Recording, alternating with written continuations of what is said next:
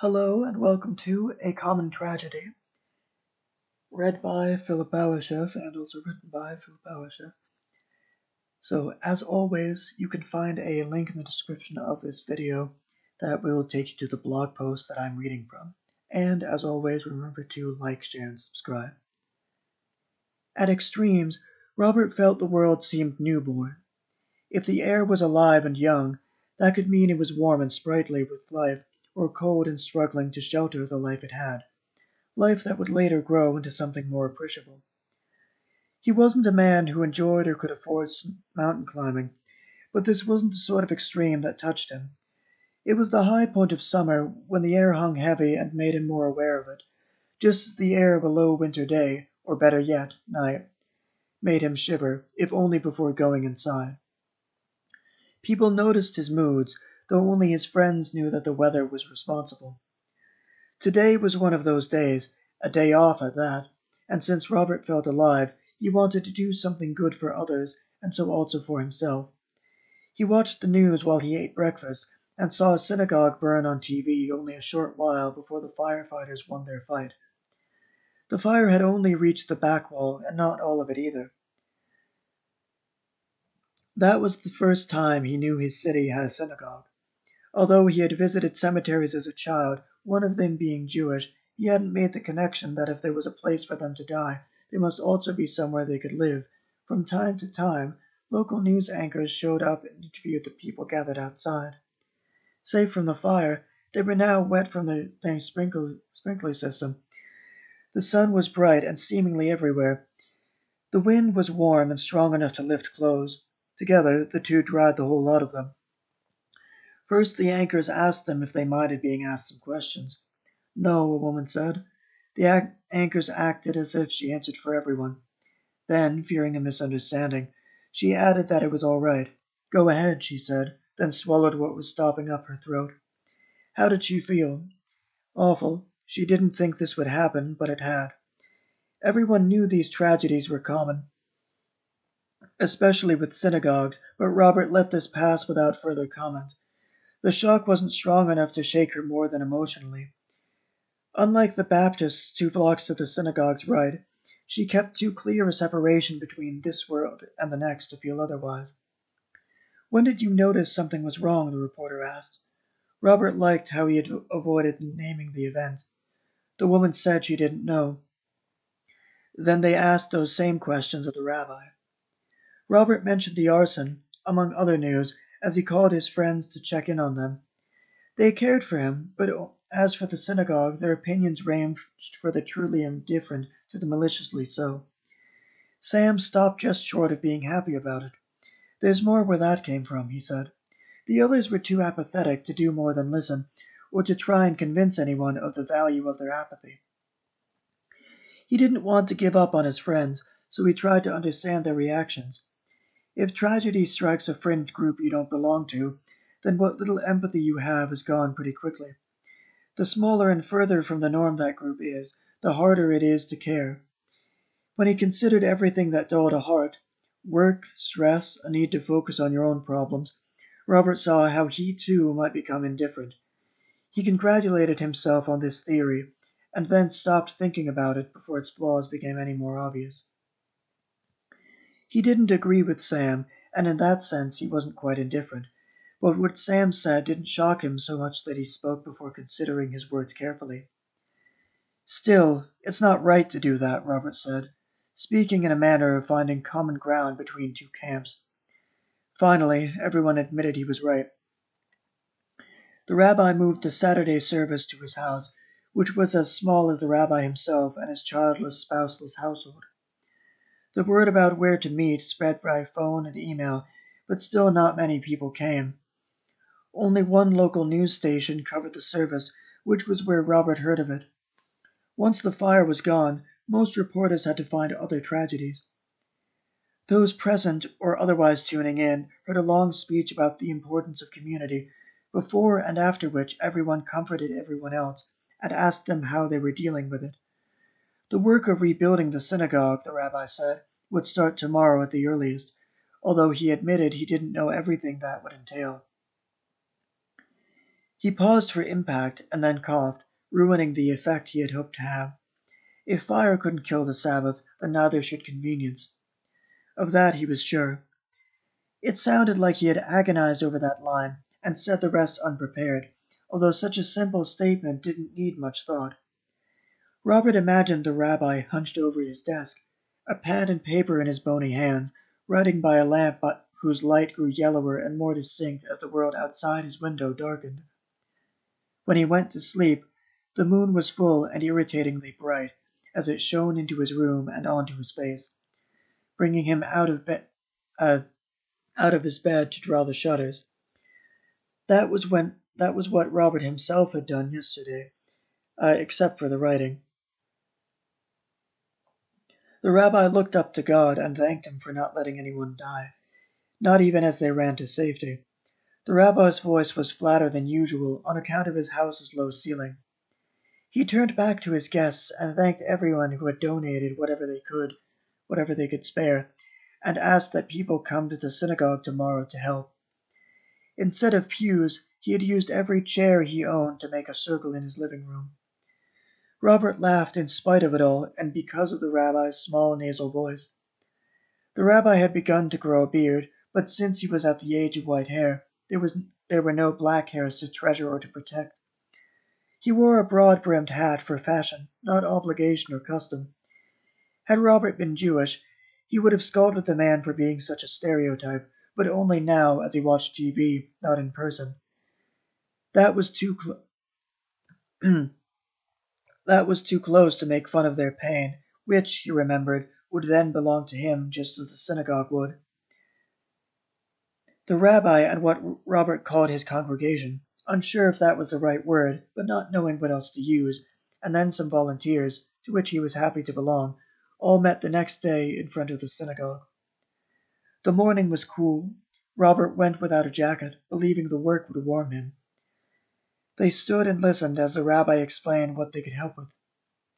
Taking away what the fire had burned was something anyone could do. The rubble amounted to a wall and some of the ceiling it had held up, both of which the fire had weakened to the point of collapse. Repairing and replacing was best left to the professionals, whose advice the rabbi now repeated. They had pronounced the synagogue's other walls sturdy enough that clearing could begin. The congregation and volunteers, and what few people the city government could spare, would load the rubble onto the trucks the city had provided, and then take that to a landfill. With that said, the group broke up, only to reconvene at what was once the northern wall to begin tidying up. More members of the congregation showed up to help than had heard the rabbi's speech. Admittedly, many left within an hour, and more left after that, but it impressed him nonetheless. There was some speculation as to who the culprit might be. The night of the fire had been warm and in July, but the synagogue wasn't surrounded by any of the dry grass that now covered the fields, nor was it made of wood or anything flammable, at least not flammable without intent. It had to have been someone, but which one, or could there be more? Maybe it was that man who had screamed at Jonathan the other day, or a woman who had stared at Miss Greenrum strangely. Maybe not. Nobody knew, not even the police, and so the question was dropped, as all such questions must be sooner or later. Robert kept out of it. He wasn't Jewish, and he wasn't the police. All he could contribute were worthless and harmful rumors. It being Sunday, he figured there might be more volunteers after churches let out. Robert looked around when the church bells rang, far too early for anyone to show up. He was generous with excuses, even as it grew later and later. Maybe most of them didn't hear about it. Some must have, but they might not have had the time to help. And if they did, well, they were probably tired from a long week of work. Besides, the city was using their taxes to help. In fact, some had come, but without announcing that they were Baptists. So Robert didn't know. The Baptist church was the most expensive building in the neighborhood, though Robert believed they were wasting their money. He had shown it to his friends and asked them why anyone would pay so much for something so boring. Then he'd had to tell them it was a church because it didn't look the part. He had traveled a fair bit in his life, and so he compared it to the other churches he'd seen. His friends thought he was being unreasonable, but admitted to the ugliness of that particular building.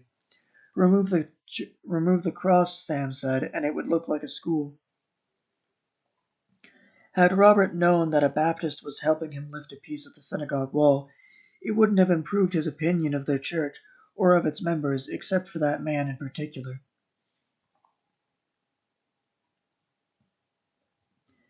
It was late when the last of the rubble was loaded onto the trucks.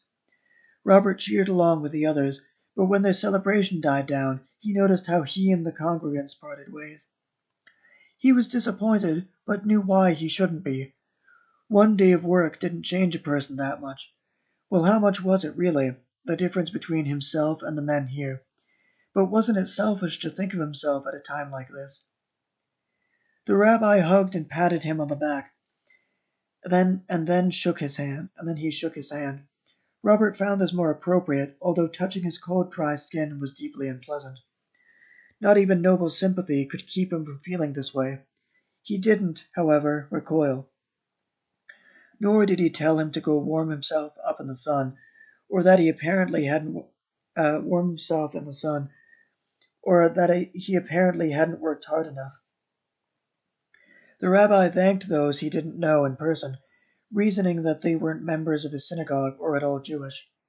Robert engaged him in conversation on the first thing that came to mind, how much nicer the synagogue was, even now, than the Baptist church. I mean, really, it looks like somebody just took any one of the buildings here and put a cross on it, he said. The whole synagogue could have burned, and I'd still like it more. The rabbi had never paid much attention to the church, and didn't want to walk all the way there to study it now, so Robert did his best to describe it with his words and hands, using the one for its colors and style and the other for its proportions. Robert took the rabbi by the hand, just long enough that he knew to follow, and went around the synagogue, pointing out what convinced him of this. The building had never been ornate, not even when its stone was white, but Robert thought being gray gave it a sense of age and character. It was wide, not tall. He admitted it couldn't be imposing, like a Catholic church, but it shouldn't be. He said all this without ever waiting for a reply. It was more important to keep the rabbi around than to convince him of his ideas or of the passion with which Robert spoke of them. Nobody, the rabbi said, except maybe the architect, had put more thought into the synagogue than he just had. They came to the back of the synagogue. Robert stepped over the fence-high remains of the northern wall. The rabbi stayed where he was and watched Robert as he walked up and down the pews, complimenting the sun and the windows through which it came. The rabbi thanked him for saying all this, and promised the synagogue would look even better when rebuilt. As they said goodbye and went home, Robert wondered how to tell his friends about this. Then he asked himself why that was even a question. He would tell them the truth, if nothing else. He left some dust on his pants, so he had a way to mention what he had done. His friends asked about it, and when he talked about his weekend, they said he had done the right thing. Sam gave a slight grunt. Robert figured good-naturedly that this was a sign of agreement, not just acknowledgement. He was pleased that they had changed, if only a little. A month later, lightning struck a house and the ensuing fire caught on to a grocery. Hearing this, Robert was exasperated, as if his one act of charity should have stopped all fires everywhere for all time. Now that there was a pattern, speculation from the news and from the public grew. Where did these arsonists and storms come from? Even his friends had more to say. What a shame, Sam began. None of them knew whom the house belonged to. Instead, they each said what they had when they had last seen the grocery. Still, they had more sympathy with the house and its owner, whoever that was.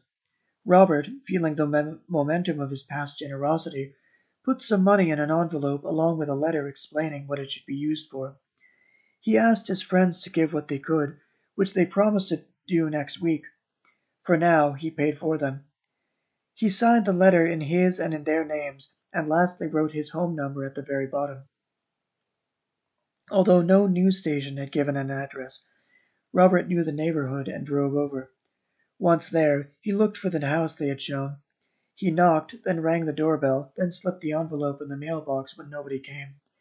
He tried to circle the house to see if there might be some other way to get the owner's attention, but found that there were fences blocking him from the backyard. A week passed, then a month. Whoever lived there, they didn't see a need to call or write back. Robert got so worked up about it that he drove over again to see whether the envelope was still there. It wasn't. He knocked and rang again. Nobody came. If he had then finally met the owner, he would have been too annoyed at their ingratitude to ask if there was anything else he could do for them. That was A Common Tragedy by Philip Ballerscheff. As always, remember to like, share, and subscribe. And if you'd like to read along, there's a link in the description of this video that will take you to the blog post that I'm reading from. Thanks, and until next time.